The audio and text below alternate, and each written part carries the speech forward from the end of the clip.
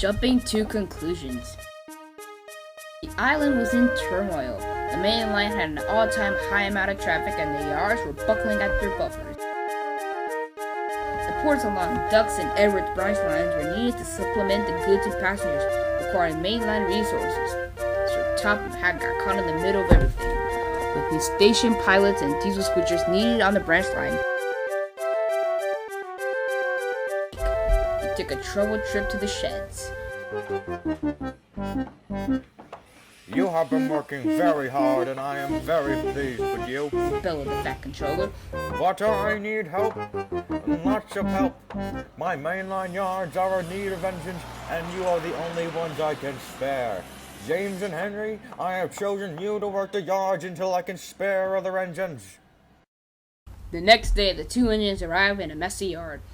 The diesel that had worked the night shift left it in completely unnavigable. "Yikes, what happened here?" asked Henry. "Looks like we got a lot of work ahead of us," said James. The engines worked feverishly, putting the yard back together. By noon, it was in place and easier to navigate. A foreman came in to compliment the engines. "You guys did an amazing job." The foreman was followed by another guy, seemingly more rushed, and not even impressed by the condition of the yard. "Gordon needs his coaches, now!" he shouted. The foreman turned around, he yelled at the man. "Okay, I guess one of you have to bring the coaches to the station." James decided to take the run to the station to save Henry the embarrassment. He pulled the coaches to the station where Gordon and a selection of angry passengers were waiting. "Well, well, little James," chuckled Gordon.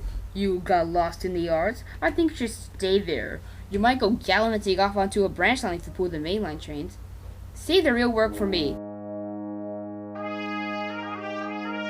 Gordon's coaches were filled with the passengers now away, and he puffed off. He barely cleared the platform when there was a pop and a hiss. Gordon was there belting steam with his brake line completely shot.